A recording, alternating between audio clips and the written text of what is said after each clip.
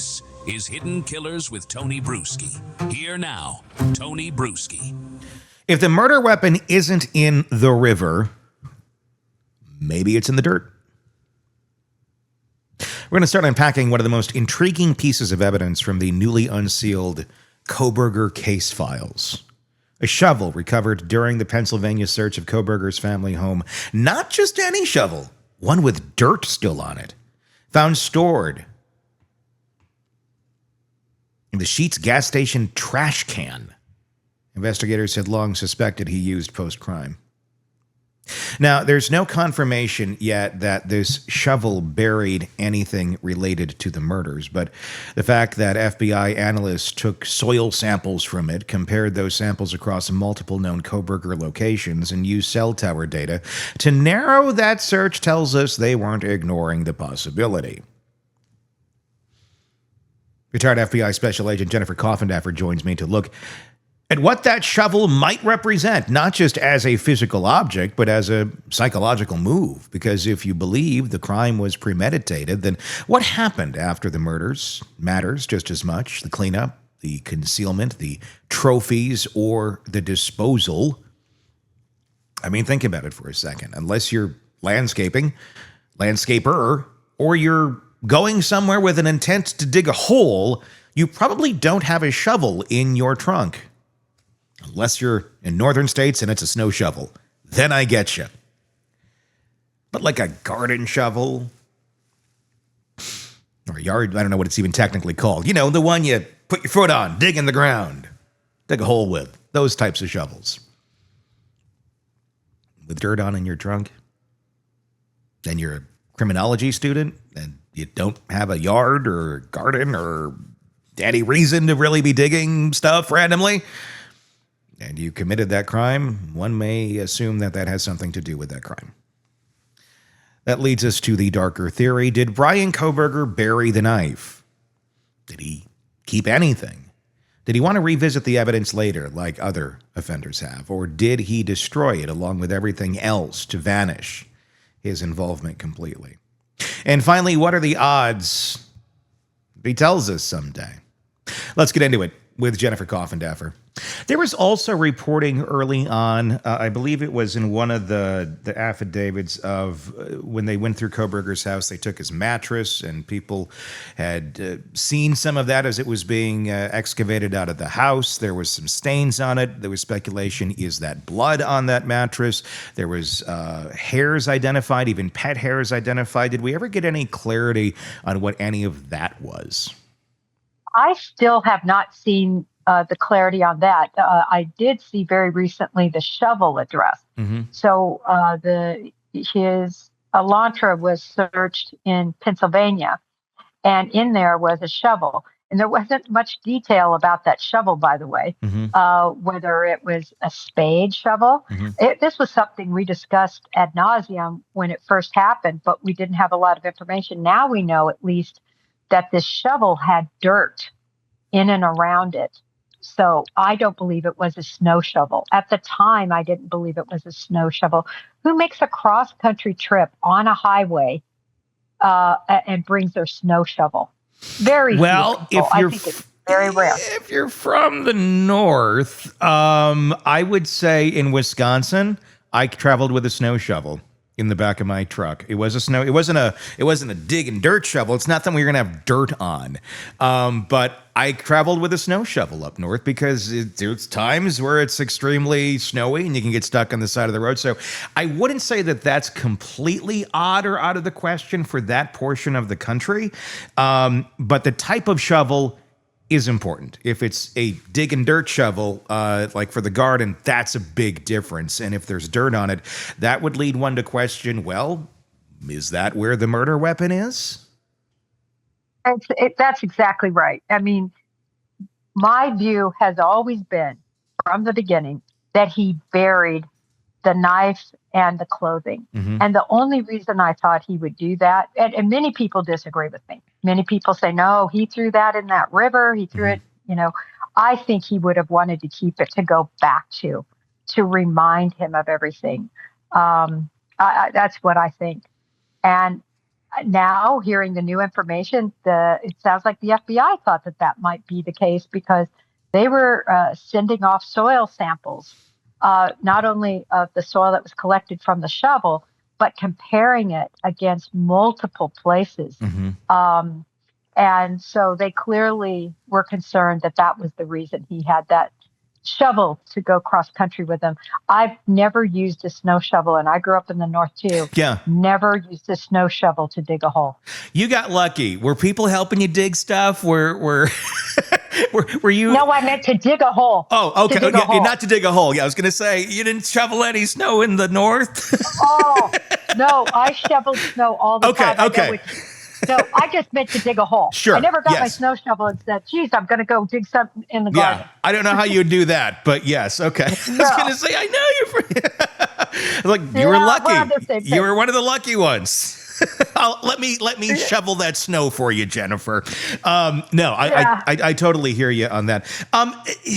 What makes me okay? So they're looking in, or they did look into soil samples, trying to determine, okay, geographically, where might this have come from? What I'm also wondering about is cell phone history. I would imagine that could be looked into as well to see where he pinged after the fact and to see areas that maybe he went to dispose of any of this. Was any of that revealed in any of these documents?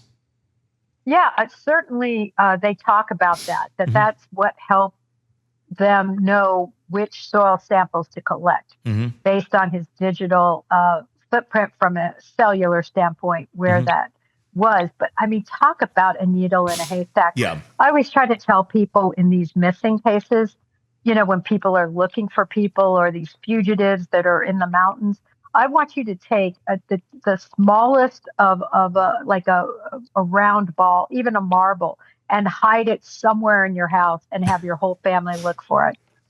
If you hide it pretty well, they're not going to find it for weeks, months, if they ever find it.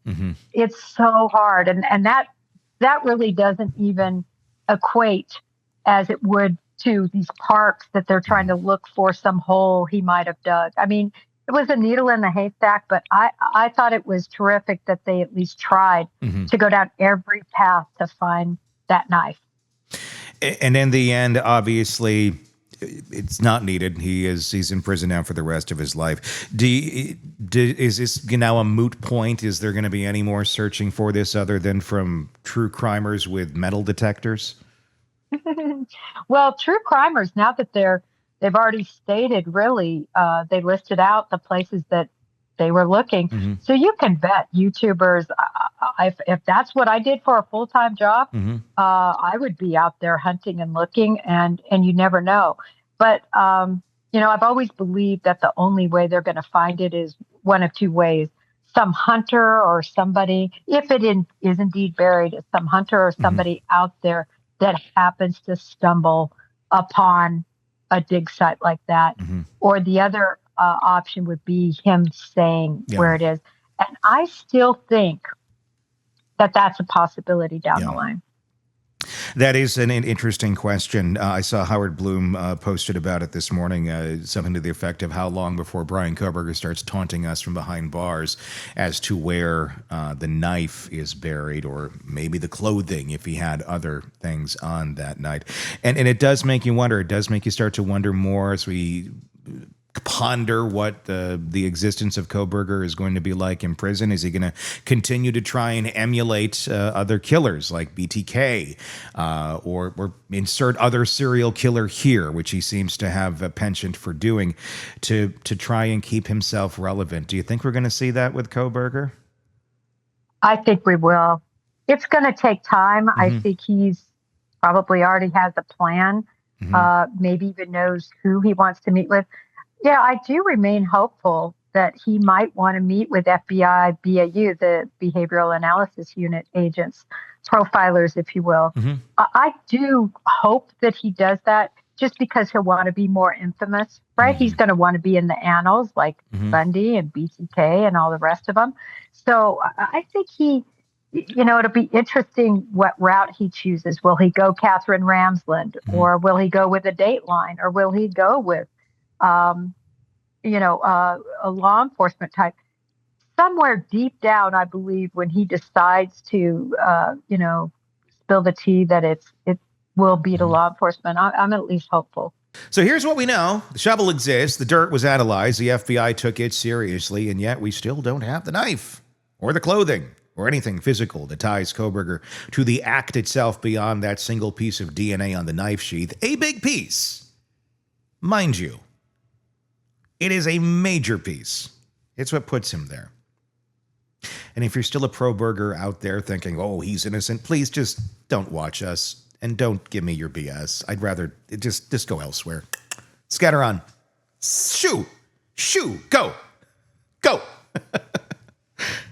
Because I don't have time to hear you, and neither does anyone else. Seek help. That void, it matters, because while the case was strong enough to secure a plea and avoid trial, the unanswered question of the weapon and what Kohberger did with it sits heavy. Jennifer pointed out something key. Killers like Kohberger may not want to throw it all away. They may bury what matters most to them, not because it's trash, but because it's treasure.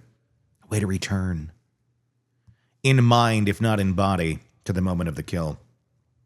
And with Kohberger now likely facing the rest of his life behind bars, the question becomes, does he break his silence? Does he confess, taunt, tease?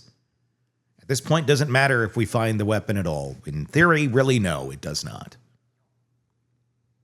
Does he maintain control by never giving up that final piece? If the weapon is ever found, it'll likely be by a hunter, a hiker, or a true crime junkie with a metal detector. Not because Kohberger cracked, but because he made a mistake. And based on everything else in this case, that's a big if. But he did make a lot of mistakes. A lot of rookie mistakes. And this is probably one of them. Maybe someday he'll want to be heard again, and if he does, that shovel might finally make sense. Let me know your thoughts in the comments section on YouTube. If you're not already there, search Hidden Killers with Tony Bruschi. Search the same thing wherever you get podcasts if you want to follow us there. Heck, follow us in both places so I can be in your ear 24 hours a day, 7 days a week, telling you about true crime. What could possibly be better than that? I can think of a lot of things, but, to each their own. Please do press subscribe either way. It does help others find out about the show and see the coverage of our cases that we follow for you right here at the Hidden Killers Podcast and True Crime Today. My name's Tony Bruschi. We will talk again real soon. Want more on this case and others? Then press subscribe now and don't miss a moment of true crime coverage from Tony Bruschi and the Hidden Killers Podcast.